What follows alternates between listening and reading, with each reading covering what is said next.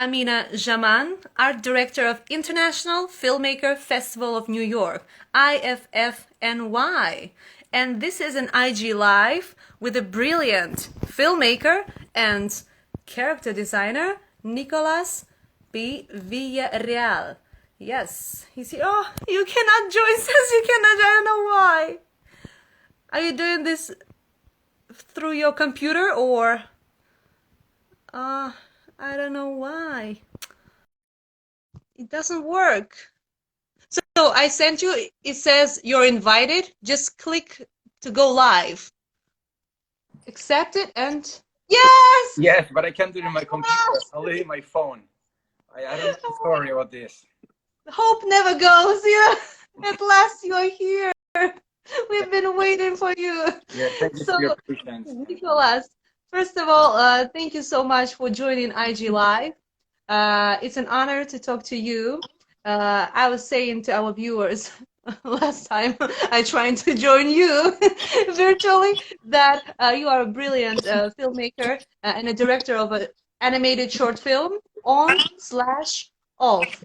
That's why I actually have my hat. You see, AM/NA. I always love everything with a slash, so I read it perfectly. So tell me, how long did it take to make your short film? This film, I started this film, let's say at the beginning of, or maybe 2018. I started the film at the beginning of 2018. I have this idea in my mind, but I kept playing with it. Maybe I had at the end of 2017, like sketches. And Yes. then around, I think, if I recall correctly, around June 2018, I started doing some designs. And I kept working on the story. I usually create an animatic.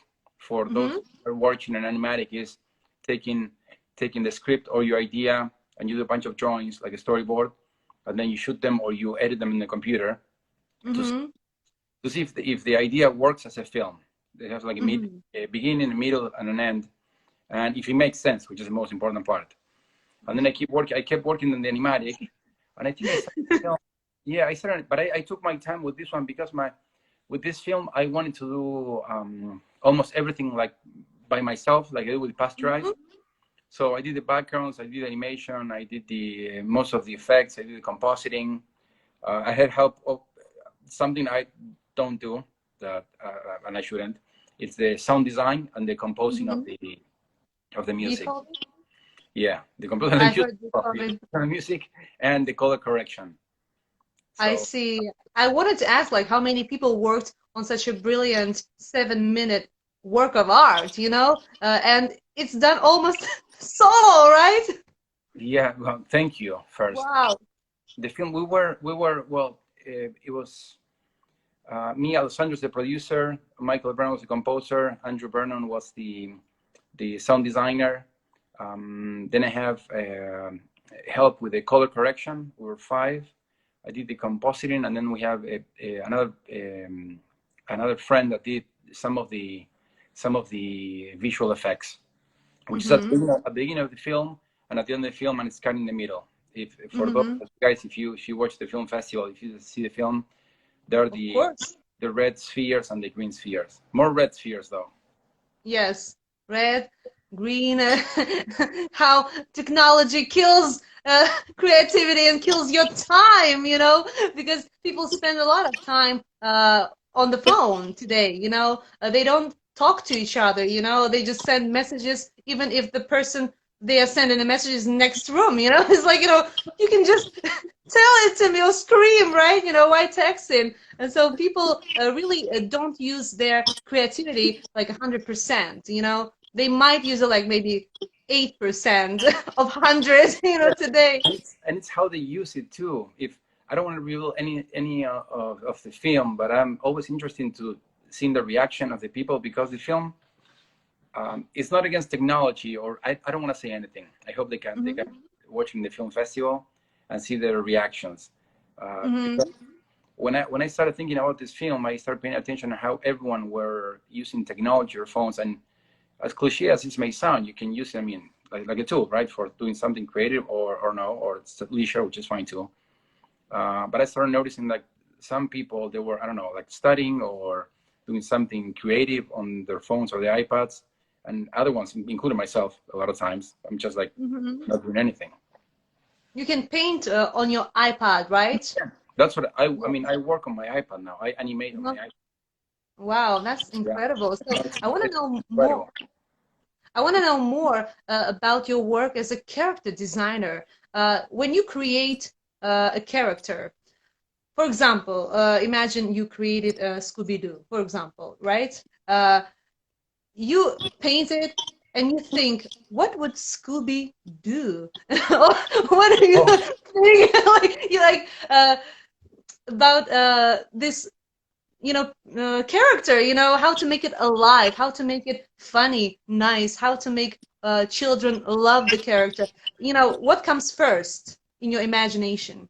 well, that's the main task of a character designer. When we're designing characters, you're bringing characters to life, and you're creating the personality of a character, not only the physical appearance, but the psychological profile as well. And usually, Hmm.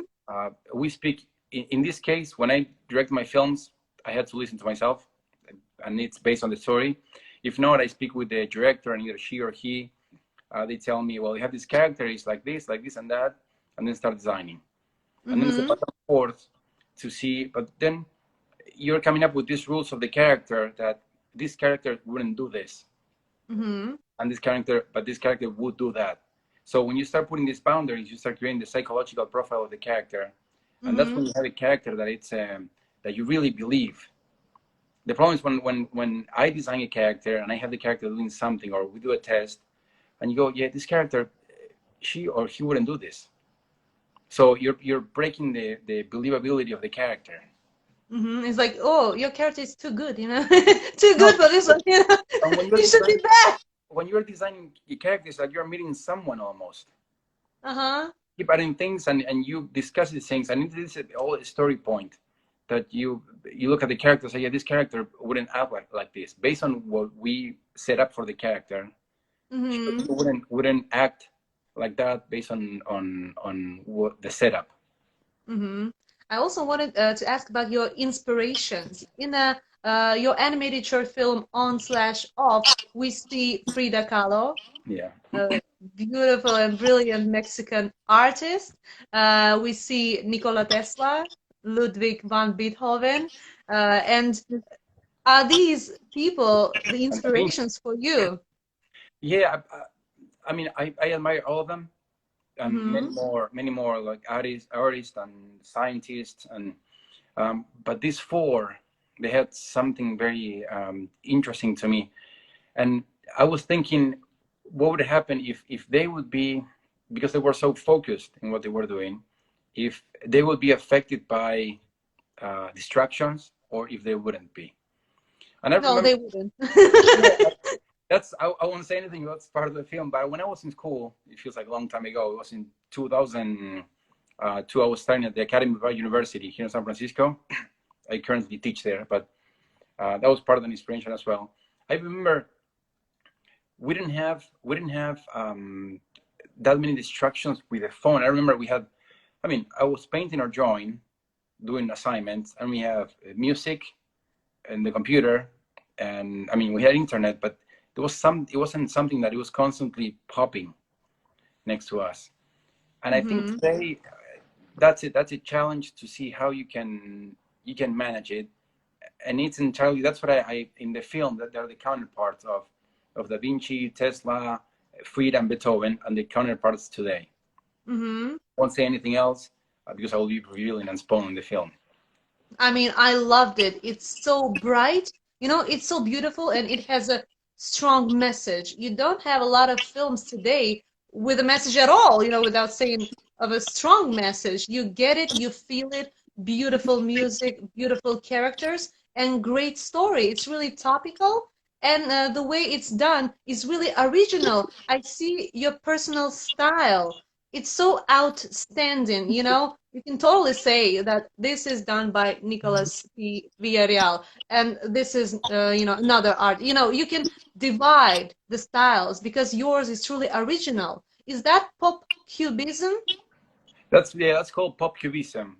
First of all, thank you so much. That's a very thorough um, like study of my film, and that's one of the things I like the most in films is when when films have a beginning, a middle, of an end, and when they give you something even though that you weren't expecting. Those are personally the films that I like. I don't like films when you watch them and then you go, okay. That's what I aim for. If I make it or not, that's the audience will judge. I have a friend that she told me she was work for a film festival, and she told me the moment you release the film doesn't belong to you anymore. It belongs to them, and they will feel. And everyone has different emotional and historical baggage that you will have different points that you may not know. So they may love it, they may hate it, but you don't know it. It's not your film anymore. It made me a little nervous, to be honest with you, that comment. But it's true. It's true. But what I strive for all the time, and I try to be very have a self criticism with myself, and I show the animatic to friends that they know story to see if they think they're working, because once you start working on a film and you get too close to it, there's some things, and I learned this with my first film Pasteurized, that I started assuming things that the audience will get because I knew the film so well before doing it. And I remember that's a huge mistake, because you're assuming that someone will get something, and unless you give them a hint or you set it in the story, it's hard for them to get. It's impossible. And the other problem is when everything is too forced, that the shot put it in your face, which is not good. So it's a hard balance between one and the other one. I think to me the best films that I like is when the director, when she or when he is able to control the perfect balance between confusion and obviousness. That, you're watching something and you're like, I kind of understand this, but I have no idea what's happening. But those are my favorite films. If you watch, I don't know, movies like Vertigo, The Game by David Fincher, Fight Club. I mean, those are my favorite directors as well. Even if you watch movies by Christopher Nolan as well, or Steven Spielberg, there are movies that you're watching them and I'm engaged with the movie. I think I know what's happening, but at the same time, I have no idea. But I don't know this. It's a feeling. What I like in animation is how in good animated films, I don't know, Toy Story, The Lion King, Tarzan, Little Mermaid, all the films, Tangled. You go into the movie theater knowing the ending. You know the ending of the movie, right? But the directors, the good directors, they're so bright and brilliant that they make you forget. And then they give. I mean, I was watching The Lion King. I know Simba was going to be Lion King. And I remember watching it. No way! He's not going to be the king. I remember it's going to happen. But they make you forget what you already know, and then they give it to you. Yes. And did you enjoy the second version of Lion King? I haven't watched it. You haven't, but the first is the best. It's still the best. Yeah, It's so beautiful, with all these incredible colors, and it's original. You can't beat an original film. And the second one, it's made as if like animals really talk. It's like a feature film with animals slash actors. Of course, with special effects, they kind of open their mouth and say the lines. It's beautiful, but not as beautiful as the original one. Yeah, and my decision is biased, of course, because I'm biased towards pushing the designs. I'm a character designer, and I like more when they design the characters instead of having something so realistic. I'm wondering. But I'm not opposed to watching. It's just like I didn't. The movie came out, and I also have kind of like emotional attachment to The Lion King because one of the first movies that I watched when I was a kid, and The Lion King, it was the golden era of the Walt Disney Studios in 1990. Yeah, in 1990 they came up with Aladdin, The Little Mermaid, The Lion King, all those great movies. And then I was probably, I don't know, 15, 16 years old. Mm-hmm. And there were the movies that slowly were shaping my decision into becoming doing animation. Mm-hmm. Tarzan was the last one. I watched Tarzan, and I have to. This movie is incredible. And I remember Yeah, the movie. I'm going there. Like I'm going to the jungle. I'm gonna make it brighter, right? Yeah, and the other movie that there were a few movies growing up. This one was in college already. It was The Iron Giant. Now, not a lot of people know about this movie, and if anyone's watching and they haven't seen this movie, they should watch it. It's Brad Bird's first feature film. For those of you who don't know Brad Bird was the director of The Incredibles, the director of Ratatouille, the director of Ghost Protocol, and the director of The Iron Giant. And that movie has the same what we were talking before, the structure. It's a structure that is not forced. You have a beginning, a middle, of an end, and then when the message hits you at the end, you're like, it hits you emotionally, but you don't see it coming. Those are the movies that I think are the best stories. Yeah, so you stay intrigued. Yeah, or Yeah. you're engaged. You're engaged, and the same. It's like the best way I can describe it is that balance between confusion and obviousness. That you kind of know what's happening, but you have no idea at the same time, and you keep going back and forth until one piece falls into place and everything's revealed.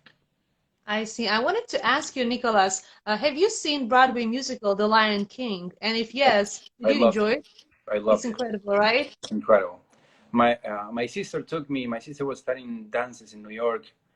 It's like 7 years ago, and I remember I have no idea what the musical was, and I remember the first, scene. I don't know if it's scene, right, in theater Mhm. with They the all are, music. everywhere, like the dancers, Incredible. singers, Blew, behind you, it blew my around you. no, it blew my mind. It was incredible. You start watching and giraffe is standing next to Yeah, you. Like, what? yeah, but it's so different. It stands by itself. It's the Yeah, same. it's I mean, beautiful. but it's beautiful. Yeah, The there was costumes are outstanding. fantastic, and Elton John's music is beautiful. Everything is great there. It's so grand. That's why, before pandemic started, it was on Broadway, and it will be after theaters reopen. It's a hit. Yeah, I So will tell me, watch it again. That's one of the uh, shows. I've lost sound. I don't Yeah, hear you. Oh, now I hear you. my Okay. sorry, my phone was dying. The I would definitely watch that one again. That's what I'm looking for and watching or seeing, not watching, as well as the Hmm. Les Miserables. Have you seen that one? It's Which one? Les Miserables. No, no, I Miserable. haven't seen that It's one. incredible. The production is the same. I remember I watched it and I was blown away as well. And what about Evita? I saw that one with Ricky Martin. Oh, I haven't seen that one. I should maybe, but I haven't. Yes, that was fantastic. The best talents, of Latin world came together and made this musical absolutely fantastic. And also, I loved On Your Feet, based on Gloria Estefan's story. Get on your feet. Oh, I haven't watched Also, that one either. fantastic, fantastic production, and really, emotional. It's so powerful. You want to just get on your feet and dance. I mean, it's not just watching something incredible. You join it immediately because of great music and, of course, great dialogues and true story.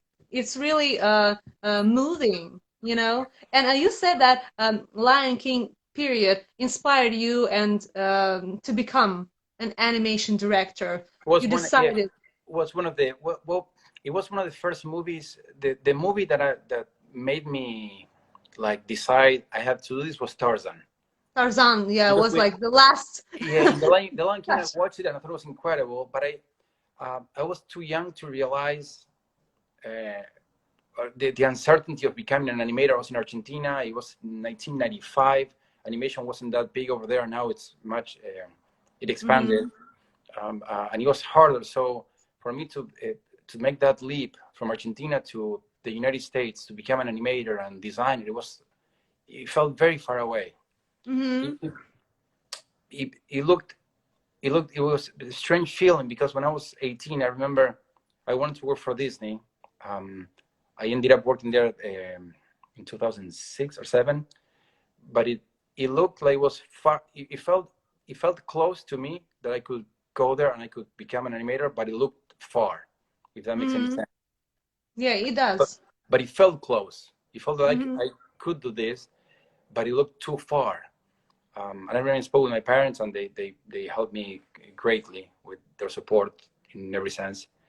Um, but that was with those movies, with Lion King, with Pocahontas, Pocahontas. I love with that one. Aladdin, with um, with Mulan, Rescues maybe. Under Rescues Under Mulan as well. later. Huh? Mulan was later, but still. Mulan was a little later, but still, all those movies I remember watching them, and I loved them, and I loved them, and I didn't realize why I loved them. It was a feel. But then when I came to the school and started studying animation, design, and filmmaking, it's all goes back again, and everyone repeats this, but it's the story, and if the story doesn't have the acts of the story, the first one, the second one, and the third one, you have the beginning, middle, and end, without the arcs of the characters, Mm-hmm. and you're establishing things, and then they come back, uh, all those things that they're the director places in the movie or in the short or in the story, if they're not clear, then the movie that doesn't work. Yes, I wanted to know what do you think about a biopic uh, about Walt Disney? His start, his career. There's a great film about him. Yeah, I mean, I haven't watched that film. I read a couple of biographies. There's one book that I loved about Walt Disney called How to Be Like Walt. It has kind of like a silly name, but it's a good biography. I think I have it around here. I have read it actually. I read it a Hmm. couple of times, and it tells the whole story. But his focus and his way of approaching his projects, Hmm. and it's something he would probably be it would have been a good one to place in on off as well. Um, but he shared an ambulance in when he went to the First World War. He shared an ambulance with iWorks, which was then both of them they created the Walt Disney Studios and they started animating. And iWorks up to today, he holds the record of the short film of Disney. I don't remember the name. Mickey on the Plane. It's Hmm. in the Walt Disney Museum here, the Family Museum at San Francisco. And he did 750 frames, I think, in one day, which is crazy. The Yeah. final frames. Um, and he came back, and when he was in the First World War, he shared the barricades with Ray Kroc. They were 18 years old. Ray Kroc was the founder of McDonald's. Hmm. So when they come back, one of them founded the Walt Disney Studios, and the other one founded McDonald's, which is crazy. No, I mean, it's a real story, and it's really inspiring because with only like desire and genius and nothing else, they started their careers and they built something incredible that inspires millions of people. Yeah, and it's about I the really, features like discipline, yes, effort, work, and keep doing it and try not to be distracted.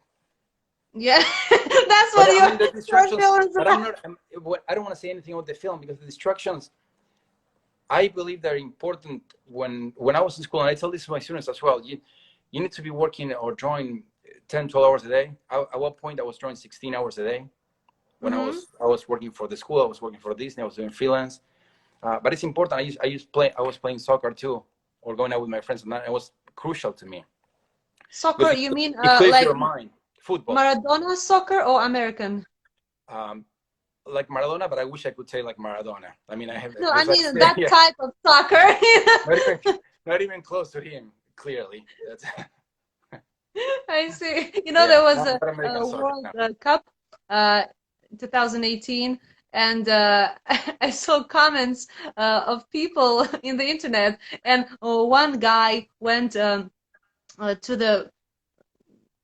the game with his sister, and he's like, "Oh, I really loved Messi," and she's like, "Yes, yes, I love him too, Messi." So she writes Nessie like in the comment, and their mutual friend adds picture of a dog and says Lessie. So it's like That's so rough. messing up with the name as if she understands soccer. Like, yeah, I love Nessie, like, Lessie. So that's how professional fans they are, you know. Really hilarious sometimes, but I mean, he's super popular. So I also wanted to say, I remember the line, Pablo Picasso said that every child is an artist. The problem is to stay an artist when you grow up, right? So I Yeah. don't think it's a problem for you at all, you know? Yeah. It Yeah, looks like it's not. maybe that's too real. There's another quote that Picasso has that I love. It says, "Inspiration exists, but it needs to find you working." Yes, exactly. Exactly. 16 hours a day. Yeah, it was long. I mean, yeah. At one point, I was drawing, but I wasn't the only one. I remember when they asked me this, that I was drawing maybe 12, 14 hours a day. At one point, 16. I wasn't the only one. When I was in school, the rest of the students that they were taking seriously their work and their education, they were drawing the same amount of hours that I was drawing. There was when I remember when I was working, the other artists that started, they were like me. We were in probably mid-20s, 25, 6, 7 around the time, and I was working for Disney designing characters. There were other ones, and all of us we were working. I mean, working extremely hard because it was so hard to get there. And once it's the reward is it's great, but you don't want to. You want to make it. You want to make it a while. You know what I mean? That it was so hard to get there. You don't want to. You don't want to. Make one Yeah, animated film. You want to do a career. We're in finals week right now at the school. Mm-hmm. And I tell my students that last week, if you're running a marathon and you see the finish line, you don't relax. You go harder. Yeah, of course. You're in a race with a car, you don't step off the gas. You step harder, even harder than before. And I remember when I got there, I felt like that. I felt like I was so close. I wasn't there, but I didn't want to let anyone down. I mean, they were giving me opportunity, so I was 16 hours a day. Yeah, I see. So I truly admire your work. It's so brilliant, and in my opinion, in animation, you are like Manuel Puig in literature. You know, he Oh, made no, it that's internationally. And yeah. seriously, you know, since you guys are both from Argentina, you know, you can get the parallel, right? And you are originally from La Plata, right? From La Plata. Have Yeah. you heard the song of Natalia Oreiro, Rio de la Plata? Yes, I have. Yeah, A long time ago, though. A long time ago. yes, it was a hit, like, you know, in the beginning of 2000 or like one or 2000. Rio de la Plata is the widest river in the world, too. Mm-hmm. Yes. So, Geographical use, what too. kind of music do you like? Is it classical music as Beethoven, you know, that we hear Yeah, in your I film? listen to a lot of classical music, but I mean, I listen to a lot of soundtracks from movies. Mm-hmm. Like a lot of that's classical music. I like the classical music from Beethoven, Bach, Mozart, Tchaikovsky. But I like when they change that into soundtracks. Like if you Mm-hmm. like my first film, Pasteurized, it's a mix between jazz and tango, the music, and both characters react to different songs, like themes. If you watch it, the composer, his name is Michael Brennan, and he does all the music for my films. I mean, he's clearly he's exceptional in what he does. And another of my favorite composers from Argentina is Astor Piazzolla. Oh, of course. I mean, we talked about him with He lived another in New York. filmmaker. Yeah, he used to live in New York. Yes. Yeah, Everybody dances tango, you know, with yeah, him on the soundtrack. yeah. He gave like a twist Yes. to tango at the end of the 1900s, and I kept one of my composer Michael, when I bring him in from reference, he tells me, don't bring in more Piazzolla, okay? Every single reference Piazzolla. And then I said, well, but these parts, yeah, I get it. And then he goes on a tangent, and and he creates the music with on off. With other films, he did a couple of reiterations of the music, but with on off, he did only two. The first one was great, and the second one is the one is in the film right now, which I think is incredible. Mm-hmm. And Yeah. with on off, it's the same with Nieta.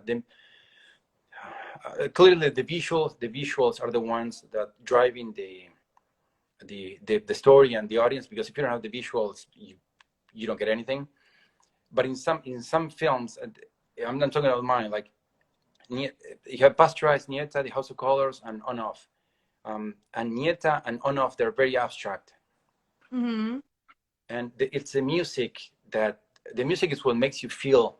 I think the music is what it makes you feel like when you're watching something. You feel on your skin. Literally, you get goosebumps. Yeah, you get shivers because Yeah, of music. and I told him in On Off is going to be like Nieta. Your music is going to drive.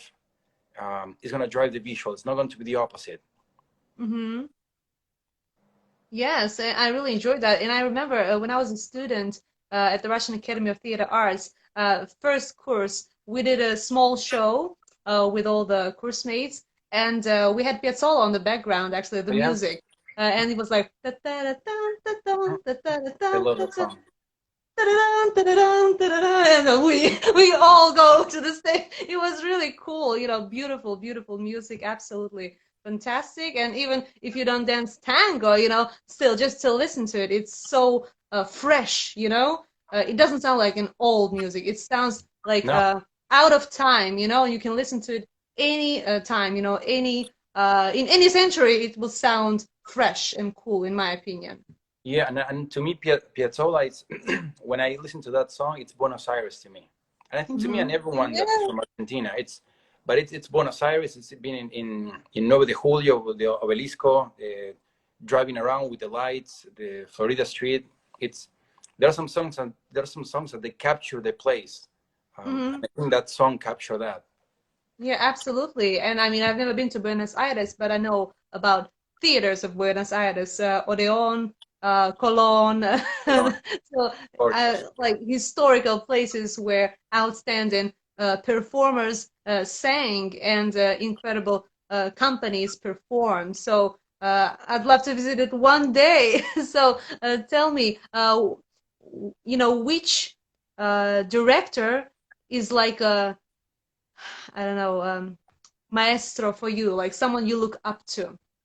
Um, I look at a couple. My favorite directors are Brad Bird, the director I mentioned before. This the director of Ratatouille, The Incredibles, Iron Man, The Iron Giant. I remember. I get confused because the Iron Giant original was based in a novel by Ted Hughes called Iron Man, Uh-huh. and they changed the name because it was too similar to Marvel. Uh, Yeah. Steven Spielberg. I'm gonna go on a little tangent. Steven Spielberg give life life life achievement to John Williams, and he shows Yeah, to the the composer, John the Williams. composer, and I he shows love his E.T. music. the part of the kid in the bicycle going over the moon with no music. And you look at it, and I mean it's cool, but you don't get the same feel. And then Steven Spielberg says, "Well, now look at with the music that John put," and you watch it again. It's a completely different clip. It's incredible. That's how strong Absolutely. music can be and enhance the shot, like brings everything up. Um, uh, Alfred Hitchcock is another of Yeah. my favorite directors. He has a quote that I love. He said, my films are done before I make them," which Mm-hmm. is how much he studied everything before creating the film. Mm-hmm. Christopher Nolan is Of another course. director I love, and David Fincher. I remember David. I watched Fight Club, and it's up to date one of my favorite movies. And then The Game, and I remember watching The Game, and it's the same, um, confusion and obviousness. And I was watching it, and the story, you're engaged because the cinematography is beautiful, the acting is Mm-hmm. great, music, everything, and you kind of know what's happening, but at the same time you have no idea. And then everything hits, and I remember at the end of the movie, I was blown away. Yeah, and you kind of open something new each time you watch it. Yeah. So you know everything if you watch it before, but each time you kind of You see catch different something. things. Yes. Yeah, they're layered. Their movies are layered. Zodiac is another one that I love. Mhm. The same as in music, you know, if you listen to one composition again and again, once you can hear a piano, next time you hear a bass, you know, I mean, you listen to another instrument more attentively, you know, that kind of feeling. Yeah, but they keep you engaged, and I think that's the talent and the brilliance of the director. They know Indiana Jones and the Last Crusade. I think that's one of the best beginnings and the best reveal shot. You watch it, Hmm. and they show you Steven Spielberg shows you young Indiana Jones, which is not Harrison Ford. When you go and watch Indiana Jones, you want to see Harrison Ford because Harrison Ford is the iconic Indiana Jones. I Hmm. think he knows this. So you start they start the movie, and around I think they go. I don't remember exactly, but a bunch of uh, um, actions that happen with River Phoenix, which was in Indiana Jones, and then he closes up to his face with the head. They place the head, and then when the head comes up, it's Harrison Ford in a ship with rain. And I remember Hmm. I'm getting goosebumps just saying it. And I remember I was in the movie theater. I was probably I don't remember 13, 12 years old, and everyone in the movie theater, including myself, we went ooh. And I noticed something happened with everyone, Like a but I don't miracle. I couldn't tell what it was. And then when I started studying filmmaking, I realized like in Steven Spielberg's brilliance, he knew that you want to see Harrison Ford's Indiana Jones. So he makes you wait. And then when you want it, he gives it to you. And it's that reward that like brilliant directors they have with the audience. They can manipulate what you want and then give it to you when you're ready. But I remember Hmm. I felt that and I didn't know what was happening. But the whole audience, some people cheered. But I remember everyone woo, when it's a if you watch it again, it's Indiana Jones: The Last Crusade. The movie starts and there's a close up when River Phoenix meets Sean Connery, and Hmm. there's a guy that comes in with the hat, Indiana Jones' hat, but it's not Indiana Jones because it's not Harrison Ford, and places the hat on River Phoenix, puts it down, and then when it comes up, it's Harrison Ford in the ship. That's an incredible reveal shot. I think it's one of my favorite reveal shots in history of filmmaking. Yeah. I see. You know, I saw some of your pictures on Instagram, and many times when you're happy, you throw your tongue. And My I tongue. wanted to, uh, tongue, yeah. And I wanted to know who inspires you, Mick Jagger of the Rolling Stones or Gene Simmons of Kiss? Oh, my tongue. Or But I you think compete with I think it's both more of like them? I think it's more like a silly thing. Mick Jagger, and there's a picture of Albert Einstein that I liked. That I thought it was so jovial. So Mick Jagger, right? Yeah, Gene Simmons Yeah. too, but I never put those together actually. But that's unconsciously. Yeah, it's true. I love Mick You're, Jagger. I mean, you're very he's perceptive. a legend, you know, and when you look at him and at the entire band, you see how they love performing. They want to do it like until the end of their lives. I mean, the passion is still the same as it was when they were young, you know, and it's incredible. The energy. The same with Aerosmith. When I was at their concert, it was like, oh my God, Steven Tyler jumping in his sneakers, running there. You know, I'm like, come on, you should never say you don't have enough energy. Look at that guy, you know, like he's like 3 times older than you are, and he's jumping and running around and singing with his incredible voice. Yeah, So and I now I think, know that the Rolling Stones are the inspiration. but and I think it's very like what you say. It's not on today. Nowadays, it's very trendy to say follow your dreams and your passions and all that. But if you say that and you don't follow with work and effort, I mean, it's meaningless. Because Hmm. what really drives something to or what really drives goals and finalizing things is the actions that you take. It's not too much like all saying I'm going to do this, I'm going to do that. And I repeat that to all my students that if they're watching, they should, I mean, be doing their work. That it's that's what's the They most should be important part. It's the it's they the should the, be the glowing actions. Yeah, at the moment. the actions and the effort and the work that supports the dream that they want to follow. Exactly. I mean, they should be watching. They should not be watching. They should be For sure. drawing They should right do their now, homework. doing their homework, and later watch this on YouTube or IGTV only when they are done with their homework. Yeah, well, I So, need to go. I need to go over their assignments in a couple of hours, so I hope they turn them in. yes, really. So, I wanted to know about your incredible collaboration with Romero Brito, an Yeah, incredible Romero. Brazilian Romero. artist, the Yeah, global superstar. Romero is a friend. It's a friend that I met. Romero. Um, he's so much fun, and he's a good friend of mine that we stay in touch. But it's one of those friends that you haven't seen in a long time, and then when you hmm see him, it feels like we've seen the day before. You know that feeling? Yes.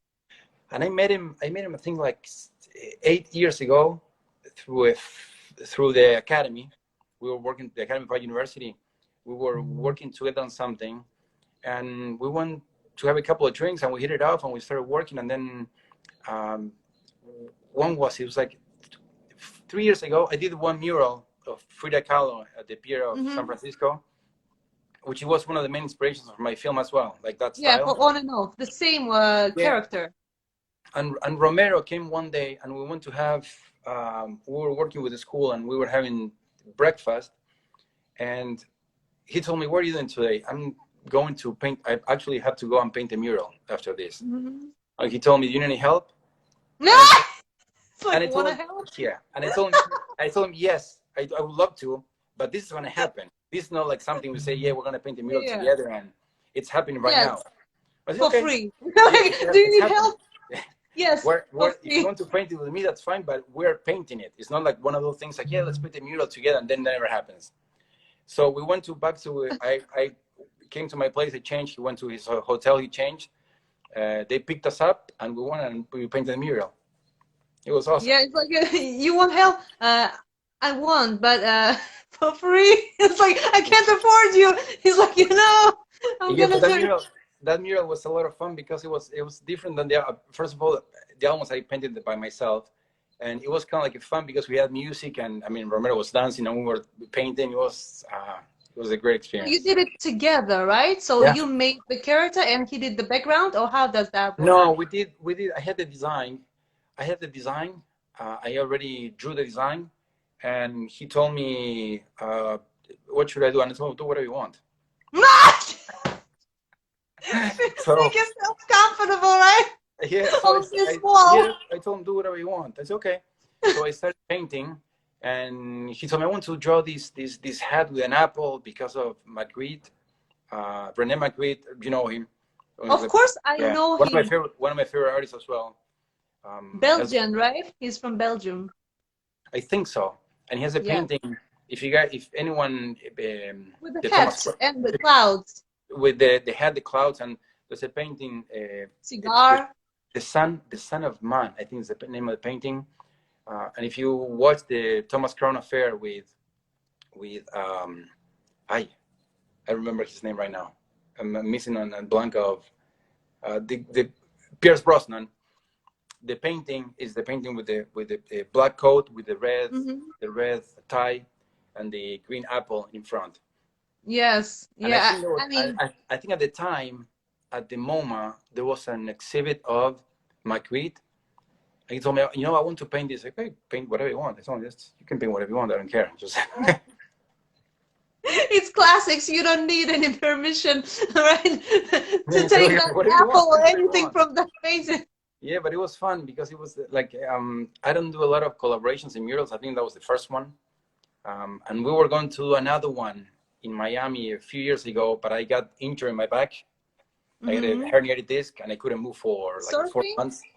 Huh? Did you surf and you got injured or what? No, no. I was working out. I made a mistake, and I went to the doctor. He told me that I was drawing too much at the time as well, and he told Yes. me that I have fatigue in my muscles on my back and my arm, and I did something not very smart, for not saying another word, and I felt something, and I got a herniated disc, which was terrible. hmm But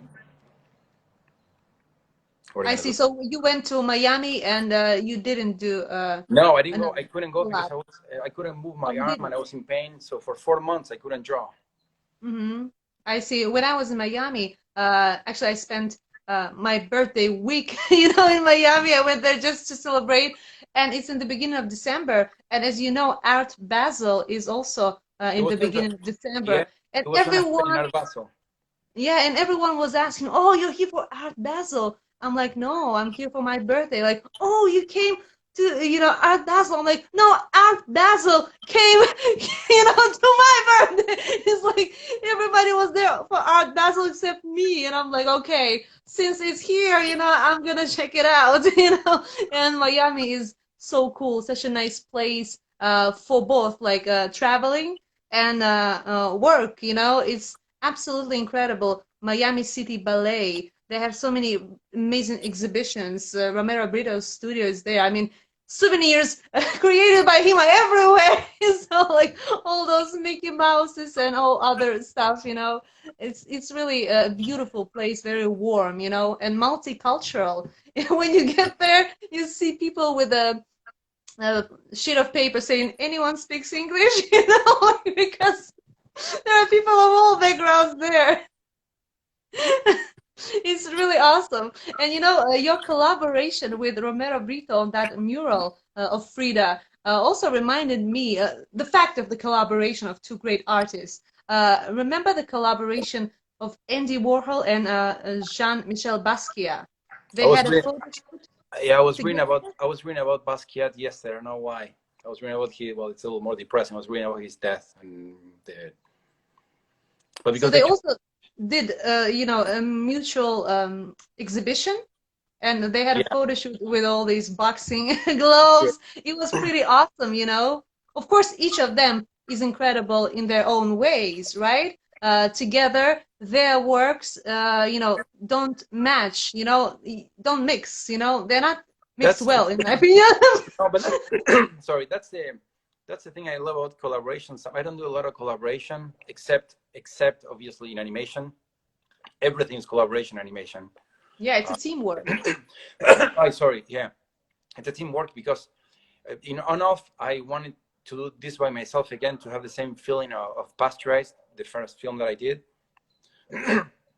and um, but if not, everything's collaboration because if not, it takes forever. It takes animation takes a long time. It took me on off. It took me 2018, Almost 2019. 2 years, right? No, it took me maybe year and a half, 18, 19 Mhm. months, and it's 7 minutes. I shot a film live action in Argentina 2 years ago called Things Are Looking Up, which is I shoot in live action as well, and it's a film that's 9 minutes, and the whole film took us a month. Mhm. You if you have live action actors, it's way easier, you don't need to draw them, right? It, You don't need to yeah, think of it's every, faster.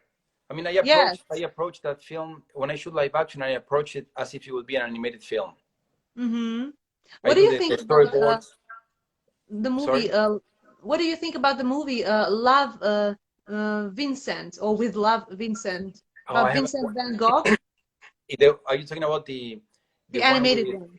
the animated one? Because the one with Yes. Willem Dafoe is not the one you're No, no, talking no, about. no, not that one, not Julian Schnabel's one. The other one, animated. There were like hundreds of animators working on that one.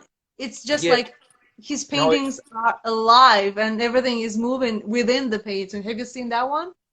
I have. It's gorgeous, but I'm not sure if it falls into the category of animation because they were. It's a beautiful movie. The Mm-hmm. amount of work they did in the movie is um, I mean, it's incredible.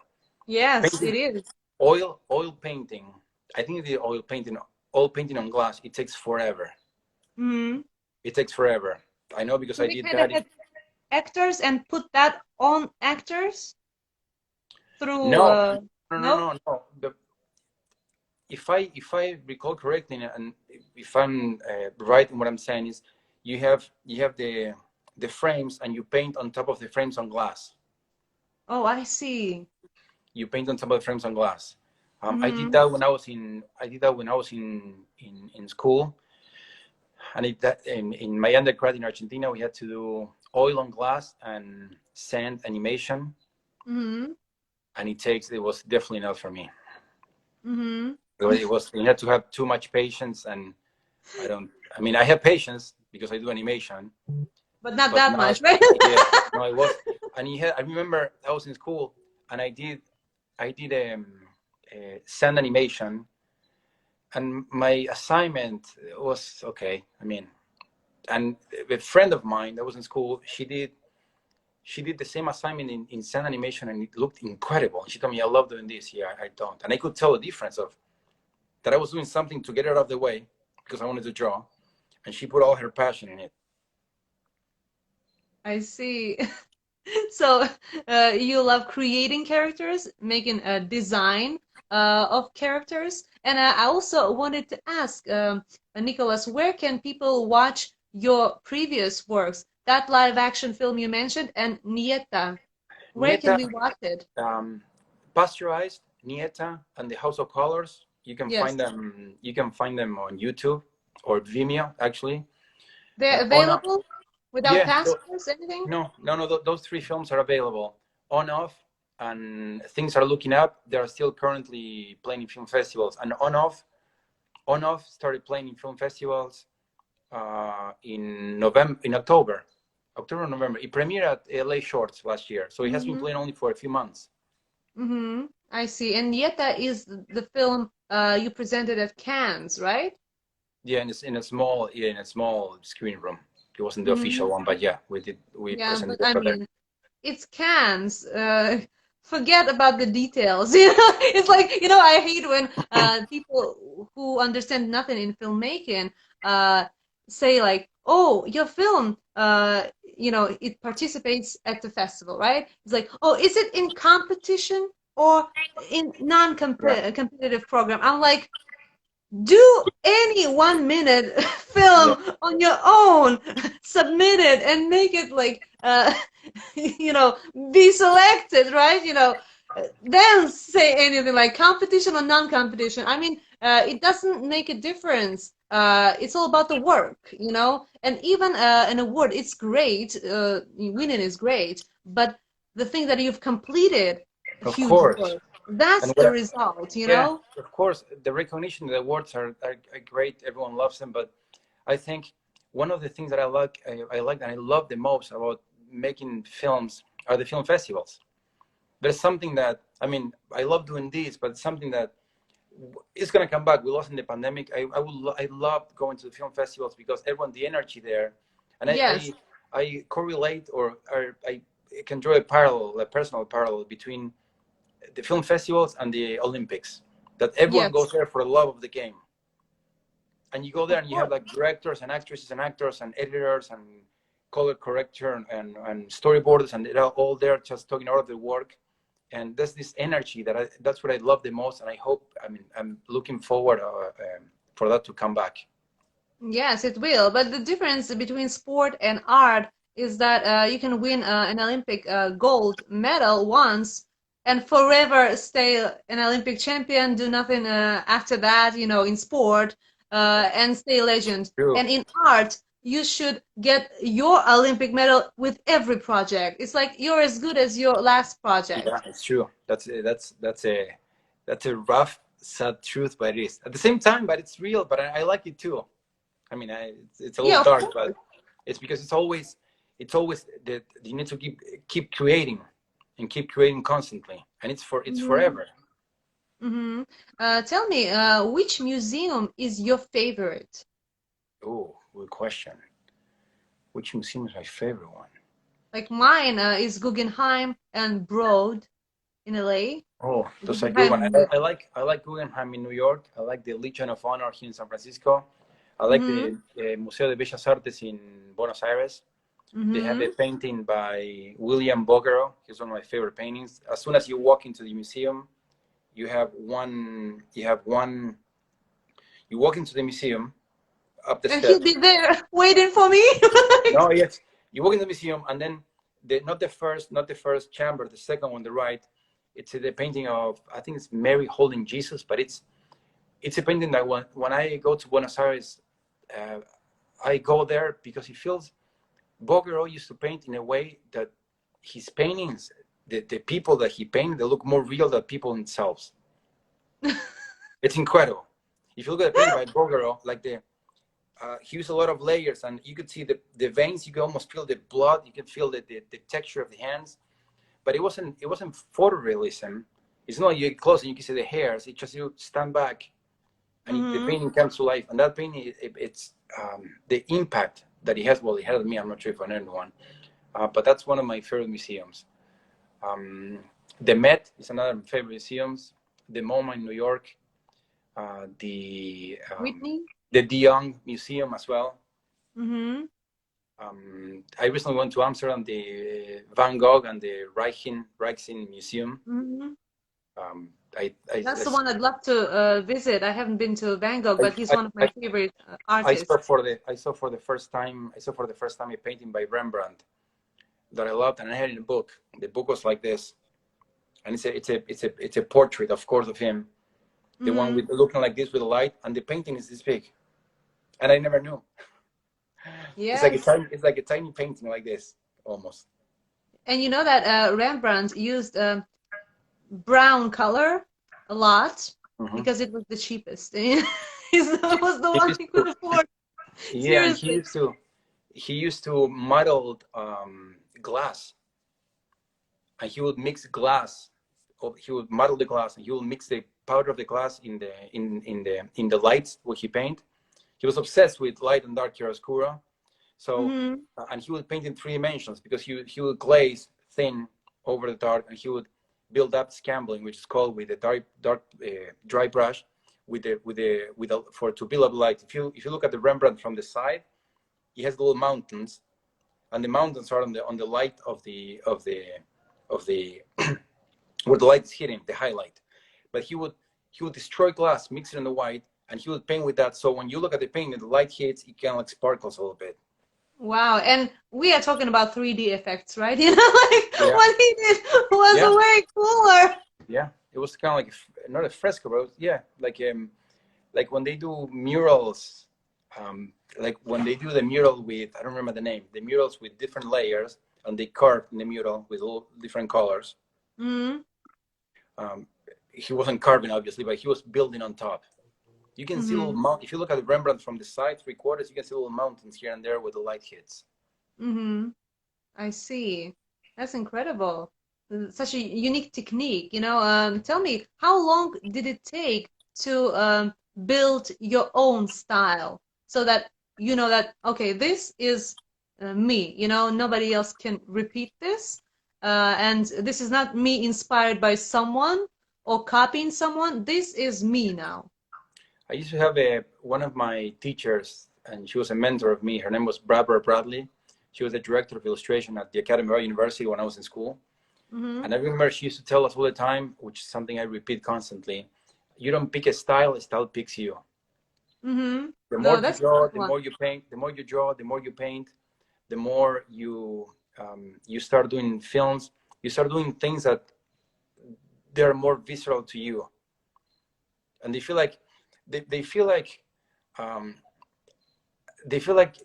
shortcuts based on a lot of knowledge and practice that you start doing. They say, I should do this, not shortcut, but decisions that you start making based on all the practice that you did or the reference that you're taking, and then that's when you start making a style. I don't think it would be smart to say this is going to be my style and you pick one, because that keeps evolving, and that's what she was referencing. You don't pick a style picks you. The more you draw and paint, you start doing something that defines your visual style or filmmaking. When did you feel that you're a mature artist with your own style? I don't think I feel like that. That's the thing. Really? I feel like I'm still searching and learning as much as I can.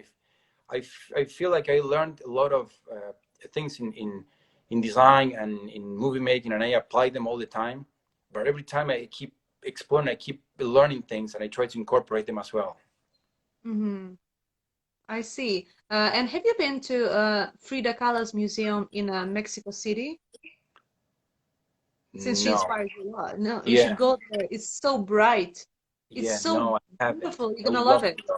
No, I would love to go. It's one of the most incredible museums I have ever been to because it's, of course, there are incredible works of Frida Kahlo inside of it. That's, you know, that's the way it should be. But what impressed me, that museum is blue, you see this house from afar. It's not just like gray, black, white, it's blue and such Mm. a rich blue color as in Pedro Almodovar's films, it's so blue and it blows your mind, you go inside, it's so bright inside, yellow, red, and I mean her paintings, absolutely fantastic. And some of the scenes of the movie Frida starring Salma Hayek was shot there, Yeah, exactly I there, remember.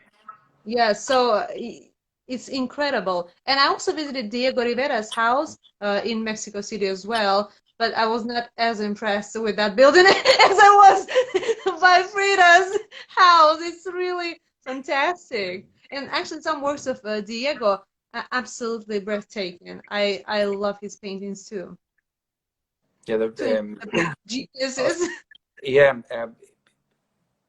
His I like his style as well. It's more uh, well, working style, as I say. You can see like people working in style is not as whimsical, or like Yes. didn't. I don't want to use the word passion, but when I look at Frida Kahlo's work, it has more like uh, I want to say pain and passion. I mean, her Yeah. life, right? Pain, And and both come from yeah, Diego. Like Diego in my mind, you see like her thinking, and Diego like cheating on her, and everything like pain and pleasure and passion, everything came from him. yeah. But Inspired her. when she was 17 or 18, and that's part of on off as well. She was in a cable car accident I know. that broke her spine. In I don't know, destroy her, and she got into her with her boyfriend. I want to say Alejandro Martinez in one of the first in the first car, and it was full, so they go in the second one. So in on off, it's my kind of like my version. There's some things that I like to see in movies when a director does something that he would have liked to have seen. So in on off, you have Frida sitting in a car and nothing happened to the car, so she's like reaching her final destination. hmm That's really nice because I mean she's been through so much hell. She wasn't able to give birth after that car accident, Yeah. But the good thing, she started to paint, on herself, right? And then, you know, continued doing that. So, and I also loved the painting of Diego Rivera. I don't know, don't remember the title, but it's with skyscrapers in New York, Yeah. and under skyscrapers you see the bodies of a lot of people that work hard. So like, those who built Yeah. these buildings, it's so strong, you just feel the hard work of people, the pain, and you also see the result of their work. It was a very strong, it is a very strong painting of Diego Rivera's. A true international artist, in my opinion. It's true. True. Okay. So, you said that we can watch your films on YouTube and Vimeo, right? That's right. And what is your next project? What are you working on at the moment? We're working on a feature film based on a story I wrote a long time when I was in high school, actually. Mm-hmm. And then we, of course, we changed a bunch of things. With the film, we wrote the script 4 years ago, and now we're working on the trailer. I Mm-hmm. think the trailer will be done maybe in by the end of this year or maybe in the spring. Mm-hmm. And then we're working on adapting my first film, Pasteurized, as a TV pilot for animation, Mm-hmm. a series. I see. So you have the TV series, animated TV series, and narrative feature film. Yeah, not narrated, feature film. Narrated, Yeah, it will be yeah. animated as well? Well, it's when a feature film, I couldn't animate it by myself, and it's going to be in 3D. So we're working on the trailer. Mm-hmm. And the trailer will be done probably in yeah, at the end of this year or next spring. Mm-hmm. But the genre of that feature is Animation. animation? Animation, yeah. Yeah, of Okay, course. I Animation. see. So can't wait to see your new works. I Thank wish you best of luck with all the projects. I mean, what I saw is enough, to understand that you will stay in the history, and you have your own style. But I can't wait to see more, to see Nieta and other projects. I will do that today. Everything that's available online, I will watch that. And can't wait to see your new works in theaters, on the big screen, on Amazon, Disney, everywhere, possible, where the great work should be presented. So that's where you belong, And thank you I'll so send you a much. I link mean, of the movie about Walt Disney. It's really, really inspiring. I really love that one. You can see the path of an outstanding artist.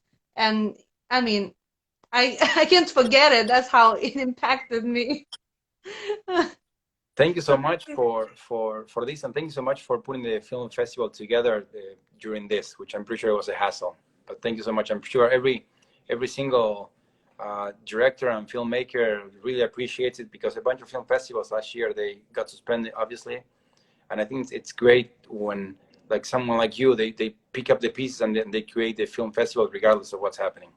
Yeah, we do everything we can to keep going, and this is a Jubilee IFFNY. We didn't want to miss a year and do ninth. We did ninth last year, as we supposed to do, and this year is a Jubilee second online edition due to circumstances and pandemic.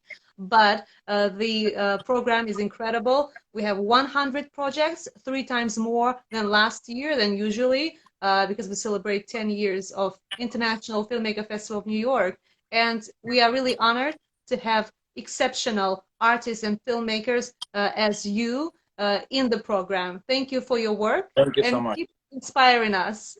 Thank you so much. Bye. That Thank you. was I mean, Nicolas Villarreal, right? that's right. Okay. Thank you. A true estrella of animation. Well, thank you. Thank you. Yes, yes, that's the only word I know in Spanish. I know what I need to know. Okay, bye. Bye.